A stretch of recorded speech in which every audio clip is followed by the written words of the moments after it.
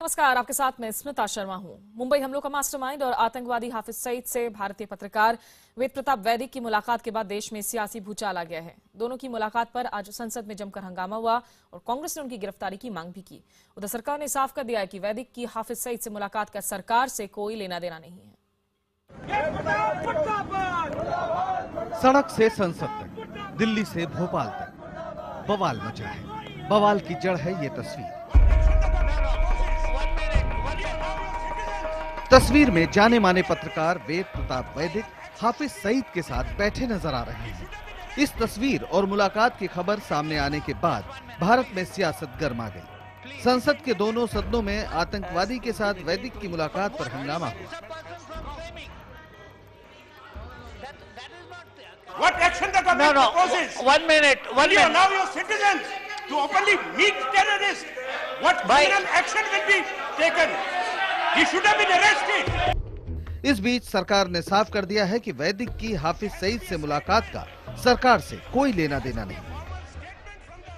The government of India has nothing to do, not directly, not indirectly, not even remotely, with any journalist in his individual capacity.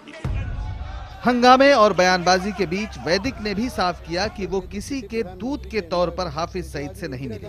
उन्होंने कहा कि उनकी ये यात्रा कांग्रेस के नेता सलमान खुर्शीद और मणिशंकर अय्यर के साथ हुई थी। सलमान खुर्शीद के साथ, मणिशंकर अय्यर के साथ। मणिशंकर जी अय्यर मेरे बड़े भाई की तरह हैं, परम मित्र की तरह हैं। वो मुझे अपने साथ ले गए थे वहाँ एक संवाद में सेमिनार के लिए, और क्योंकि मैं पत्रकार हूँ और दर्जनों पत्रकार मेरे वहाँ परम मित्र हैं, उन्होंने कहा मैं मिल लिया।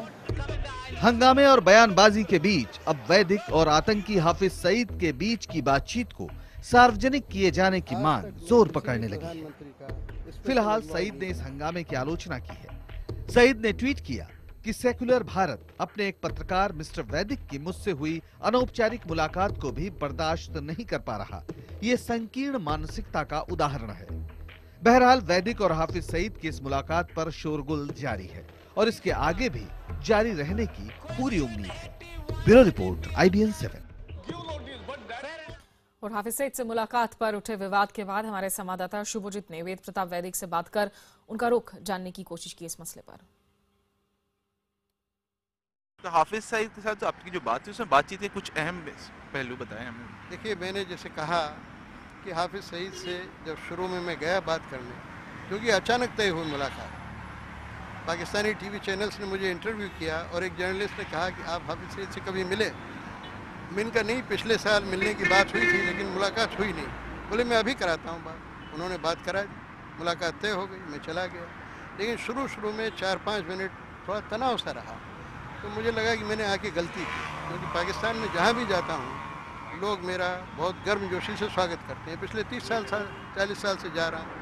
सारे प्रधानमंत्री और राष्ट्रपति मेरे मित्र रहे हैं, वहाँ के मित्र रहे हैं। इन्हें बुला के मेरे लिए शाकाहारी भोजन करवाते हैं। बेनज़ीर भुट्टो मुझसे मिलने आया करती थी दुबई में, हमारे लड़के के घर पे। अपनी कार में बिठा के मुझे अपने घर ले जाती थी और वहाँ मेरे लिए भोजन अपने हाथ से बना के मुझे खिलाती थी। सारे विरोधों के बावजूद हमारे व्यक्तिगत संबंध हमेशा मधुर रहे, जैसे कि हिंदुस्तान में रहते हैं। सारे दलों के नेताओं से मेरे संबंध बहुत मधुर हैं और मैं सबका आदर करता हूँ और मैं ये सोचता हूँ वो भी मेरा आदर करता है। तो जब मैं गया तो वातावरण थोड़ा तनावपूर्ण रहा हाफिज सईद के साथ, लेकिन 5-7 मिनट में ही एकदम नॉर्मल सी हो गई और उसने मेरे साथ बहुत ठीक ठाक बातचीत की। मैंने बार बार कहा कि तशद्दुद ठीक नहीं है, वायलेंस ठीक नहीं है, और आप अगर इस्लामी हैं और जिहादी हैं तो जिहाद का मतलब होता है अपनी बुराइयों पर विजय पाना, काम क्रोध मद लोभ पर विजय पाना। और जब क्रोध पर विजय पा लिया तो हिंसा करने का तुक क्या है, कोई वजह नहीं है। तो उसने कहा मैं हिंसक हुई नहीं, मैंने कभी ये जो आतंकवादी काम है इनमें हिस्सा ही नहीं बटाया। मैंने कहा भारत सरकार ने इतने डोजियर तैयार किए हैं, UN ने आपको अपराधी घोषित किया है, अमेरिका ने 60 करोड़ का इनाम आप पे घोषित किया है, तो ये सब बोगस है क्या? तो उन्होंने फिर कहा कि 2 बार कोर्टों ने, हमारे लाहौर की कोर्ट और इस्लामाबाद की सुप्रीम कोर्ट, दोनों ने केसों को रद्द कर दिया। हम कहा केसों को रद्द करने से क्या होता है? बोफर्स के सारे केस रद्द हो गए, लेकिन सबको पता है कि किसने रिश्वत दी और किसने रिश्वत ली है। इसलिए मैंने कहा कि ये कानून को तो मैं मानता हूँ, लेकिन इससे भी बड़ा कानून भगवान का कानून है, अल्लाह ताला का कानून, उसको मानना चाहिए। बेकसूर लोगों की हत्या करने से आदमी दोजख में जाएगा, उसका स्थान और कहाँ होगा दोजख के अलावा। मैं समझता हूँ कि आप मेरी इस बात पर गौर करें। तो उनका नहीं, मैं तो खुद जिहादी हूँ, मैं इस बात को मानता हूँ और मेरा तशद्दुद से कोई ताल्लुक नहीं। जब बार बार उन्होंने वही बात कही तो फिर नया विषय मैंने छेड़ा। मैंने कहा अगर नरेंद्र मोदी यहाँ आए तो आपका रवैया क्या होगा, आप क्या करेंगे? प्रोटेस्ट करेंगे जैसे जमात इस्लामी के अमीर ने किया था, वैसा करेंगे क्या? हुसैन अहमद जी की तरह करेंगे क्या? तो बोले नहीं, मैं उनका इस्तेमाल करूँगा, स्वागत करूँगा। ये घंटे भर की बातचीत का असर उनके दिमाग पे हुआ और जब मैं आने लगा तो उन्होंने कहा आप मुझे भारत बुलाइए, मैं आके बड़ी सभा करूँगा और आपके लोगों के दिमाग से गलतफहमी दूर करूँगा। मैं कुछ बोला नहीं इस पर। उन्होंने फिर ये भी कहा, जब मैंने कहा कि भारत और पाकिस्तान के अच्छे रिश्तों में आप सबसे बड़ी बाधा है, कोई अच्छा काम होने लगता है और आप कोई न कोई दहशतगर्दी की घटना कर देते हैं। बोलिए बिल्कुल गलत बात है। अगर भारत और पाकिस्तान के रिश्ते सुधरें तो मुझे तो बहुत अच्छा लगेगा। मैं तो चाहता हूँ वायलेंस ख़त्म हो। फिर उन्होंने कहा आप कश्मीर में वायलेंस बंद कीजिए, आप अफ़गानिस्तान में जासूसी हमारे खिलाफ बंद कीजिए। मैंने कहा आपकी बहुत सी गलत धारणा है। अफ़गानिस्तान में हमारे इतने सारे कॉन्सुलेट नहीं हैं जितने आप बता रहे हैं और मैं तो चाहता हूँ कि अफ़गानिस्तान में अमरीकी वापसी के बाद भारत और पाकिस्तान मिल के काम करें। तब उन्होंने गर्दन हिलाई, उससे लगता था कि वो कोई ज़्यादा विरोध नहीं कर रहे हैं इस बार। और आखिर में वो खुद मुझे छोड़ने के लिए आए, कार में बैठाने के लिए हाफिज़ सईद ने कहा कि भाई साहब आप बैठिए। तो मैंने कहा कि देखो आप मुझसे बहुत छोटे हो, लेकिन मैं अभी शरीर से इतना समर्थ हूँ, खुद बैठ जाऊँगा, आप मुझे सहारा मत दो। बोले अच्छा फिर मिलेंगे। मैंने कहा जरूर मिलेंगे। ये बात। सर एक आखिरी सवाल, ये Hafiz Saeed most wanted terrorist है जैसे आपने अभी भी कहा, तो उसके साथ मिलना उनको एक रिकग्निशन देना नहीं हो जाता है? सुनिए, देखिए मैं पत्रकार हूँ और आप भी पत्रकार हैं। मुझे पत्रकारिता करते हुए 55 साल से भी ज़्यादा हो गए। मैं सब तरह के लोगों से मिलता रहा हूँ, डाकुओं से, चोरों से, हत्यारों से, वेश्याओं से, पापियों से। और पत्रकार का काम ये है कि जो भी उससे मिले उससे वो बात करे, उसकी बात निकाले, उसकी बात लोगों तक पहुँचाए, लोगों की बात उस तक पहुँचाए ताकि उसके दिमाग में जो जाले हैं वो साफ हो। और अगर ये आप कहते हो कि मैं उससे क्यों मिला, तो मैं पूछता हूँ कि मनमोहन सिंह जी मुशर्रफ से क्यों मिले? मुशर्रफ ने तो करगिल युद्ध किया था, हज़ारों लोग हताहत हुए, हमारे अरबों रुपए हमारे नष्ट हुए, कितना बुरा काम हुआ, खून की नदियाँ बहीं। तो मनमोहन सिंह जी क्यों मिले? जब वो मुशर्रफ से मिल सकते हैं प्रधानमंत्री होकर, तो मैं तो कुछ भी नहीं हूँ। मैं तो एक पत्रकार हूँ, एक मामूली ज़मीन पर बैठा हुआ आदमी। मुझे तो कोई किसी कुर्सी से उतार नहीं सकता। मैं क्यों नहीं मिलूँ? सबसे मिलूँ।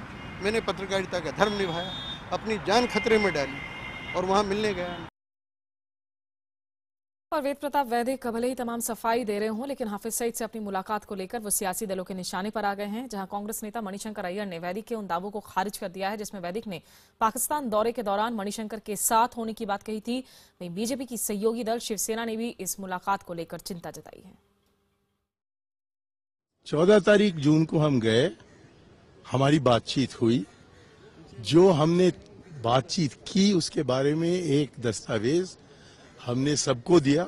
डॉक्टर वैदिक कुछ हफ्तों के लिए रुक गए थे।